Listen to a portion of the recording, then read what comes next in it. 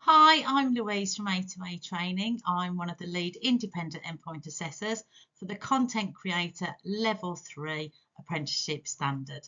I'll give you a brief overview of both components of the endpoint assessment. So there are two elements to this EPA. There's the project or campaign evaluation report, presentation of additional or new content and questions, and two, the professional discussion underpinned by a portfolio of evidence. The project or campaign evaluation report, presentation of additional or new content and questions.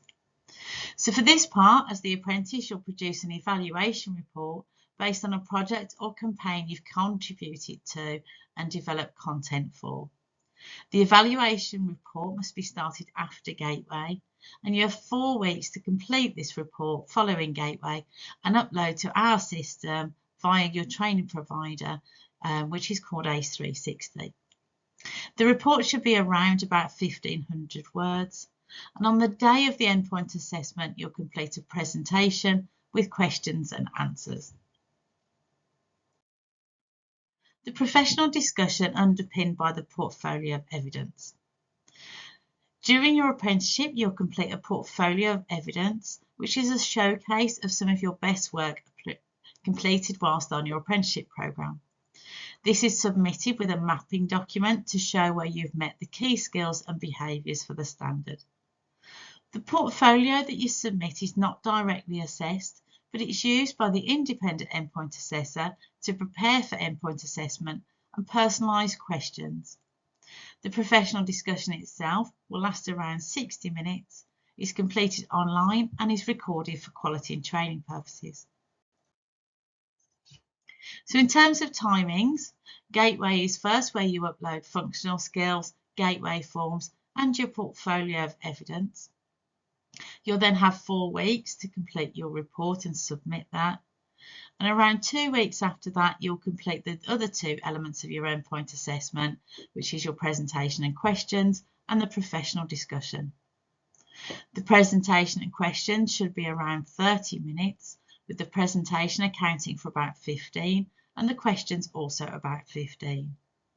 There'll be a break in between assessments of around 30 minutes, and then you'll come back online on the same link to complete the endpoint assessment element of the professional discussion, and that'll last around 60 minutes.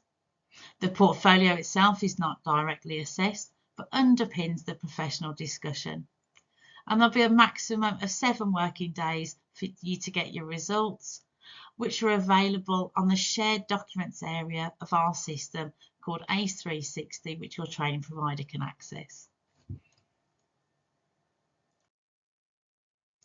So for this part of the endpoint assessment, there's 3 grades available: distinction, pass and fail.